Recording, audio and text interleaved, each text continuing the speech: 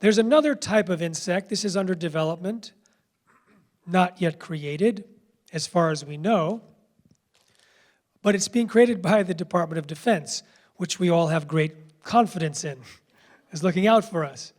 And these are insects that deliver viruses that'll genetically engineer in the field. So you create the insect, it'll end up genetically engineering things that it interacts with. So that should be safe, right? Easily contained. Now there's also digital DNA. We have the code. Let's build from scratch. Let's create what we need. There's a revolution in the speed of reading what the code is, the DNA code for different species. As of 2015, there were 2,500 high-throughput instruments located in 1,000 sequencing centers in 55 countries.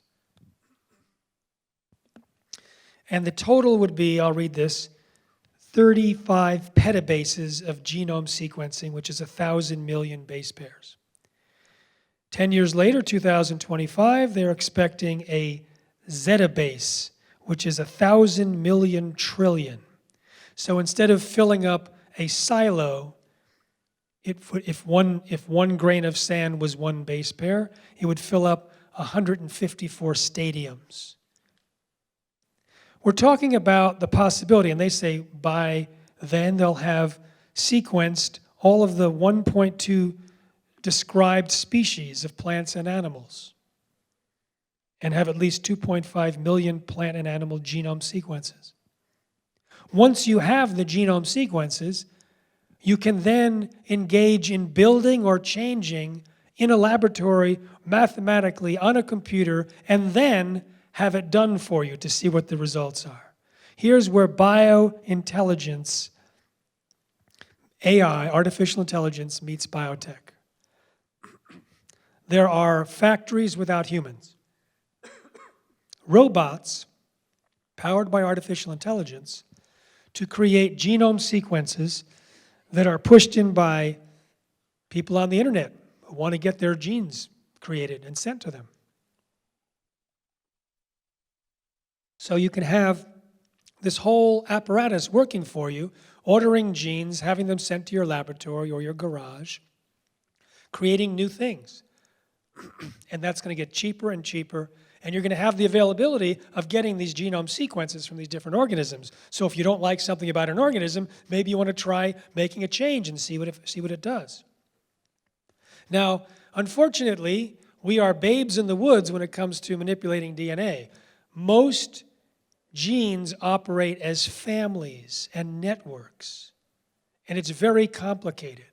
So that's why you don't see genetically engineered crops that actually increase yield or effectively grow better in drought conditions or salt conditions, because that involves many, many different genes interacting together. And they got lucky with Roundup Ready because they could do that with one gene, or producing the Bt toxin insecticide, they can do that with one gene. But even then, it's producing a protein that the system may splice and dice and create many different versions of. We don't know, no one's checked. But we do know that we're creating a system where we can play with these elements of nature without understanding the consequences. I've told this yesterday that Monsanto did a big private investigation analysis of my life to try and find skeletons in my closet and discovered that I was a dancer. So now they call me, dance teacher releases film critiquing GMOs, that's because 20 years ago I taught dance. So in order to pay to write the book that brought down Monsanto, or was helping to bring down Monsanto. So I was at a swing dance workshop in St. Louis, and I was with some friends. I lived in Iowa at the time. And some other people from the workshop came in during the lunch break, and we invited them to sit down with us, and a gentleman sat down across from me. And I said, "What do you do?" He says, "I'm a molecular biologist." I said, "Where do you work?" He says, "Monsanto." I said, "What do you do?" He says, "I test for safety of GMOs." He was a fellow swing dancer. It was lunchtime. I figured I'd go easy with him, and we just had light chat about allergenic constructs, as you do over Thai food. And then I said to him, we know that when you genetically engineer, you insert a gene and you disrupt the DNA right at the point of insertion. You also disrupt it in hundreds or thousands of other locations by the time you create the plant, but I was just talking about something called insertion mutation, which is well understood and acknowledged. And I said, how do you know? This was like in 1980. No, not in 80. This was like in 2000. And I said, how do you know that the gene that you're disrupting isn't important and could cause problems? And his response reminded me later of what the guy from the mosquito conversation said. He said, we're learning more and more all the time about which genes are important. Now, he had already released all these different foods where they may have learned afterwards that certain genes are important, that have been changed. But I didn't get into that. I just hit him with the harder question. I said, what happens if all the genes are important?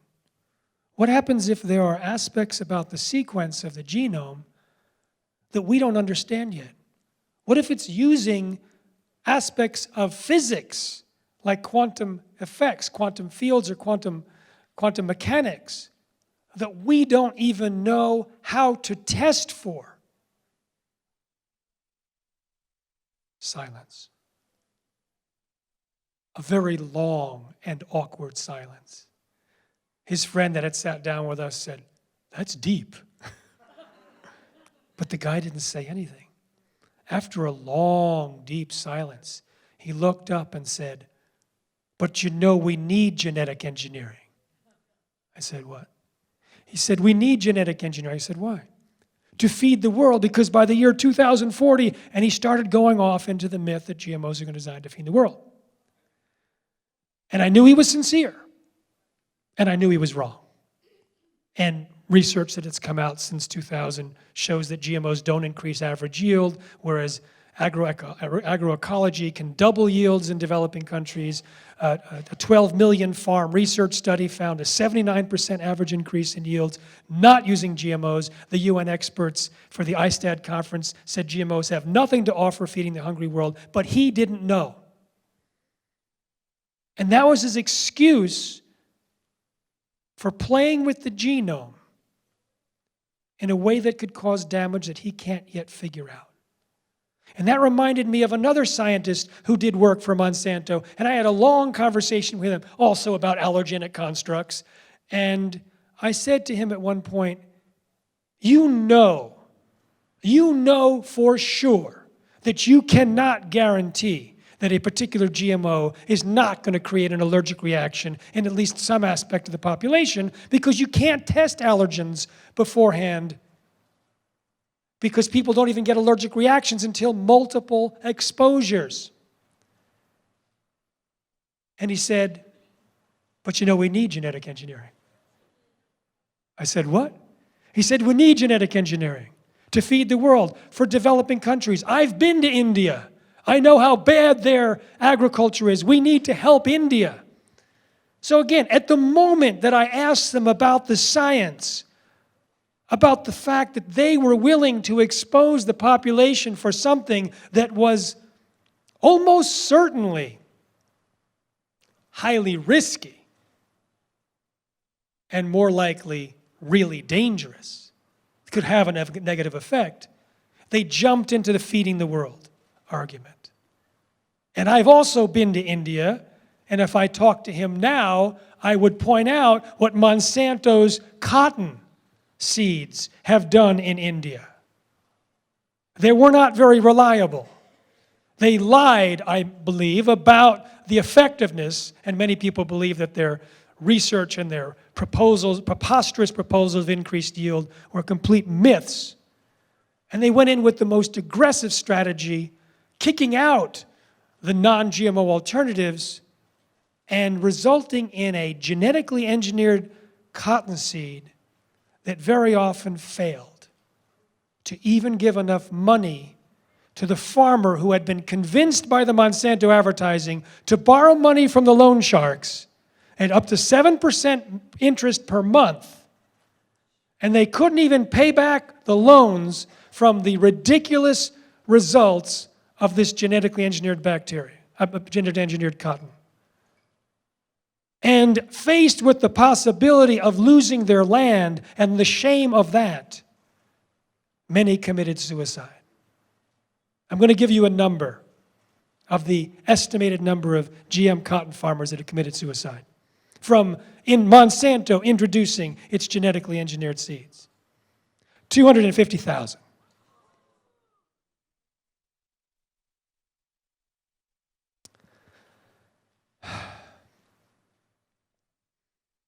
So this is what this person was arguing for. He's been to India. He knows it needs Monsanto to come in and save them.